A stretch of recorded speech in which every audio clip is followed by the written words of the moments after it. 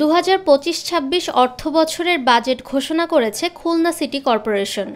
বৃহস্পতিবার বেলা 11:30টায় কেসিসিরি শহীদ আলতাফ মিলনায়তনে প্রতিষ্ঠানটির প্রশাসক ও বিভাগীয় সরকার মোহাম্মদ ফিরোজ সরকার এ বাজেট ঘোষণা করেন। চলতি অর্থবছরে ৭১৯,৫০,৩৬,০০০ টাকার বাজেটের প্রস্তাব করা হয়েছে। এর মধ্যে রাজস্ব তহবিল থেকে আয় ধরা হয়েছে ৪৫৫,৯৩,৭৩,০০০ টাকা। রাজস্ব ব্যয় ধরা হয়েছে ২৭৭,৬৫,৭৭,০০০ টাকা। সরকারের অনুদান ধরা হয়েছে ১৩০,২৮,০০,০০০ টাকা। এবছরের বাজেটে জোর দেওয়া হয়েছে বর্জ্য ব্যবস্থাপনা, মশক নিধনের উপর। গত অর্থবছরের সংশোধিত বাজেট দাঁড়িয়েছে ৬১৮ কোটি টাকা, যার লক্ষ্যমাত্রা ছিল ৯৮১,৯৯,০০,০০০ টাকা।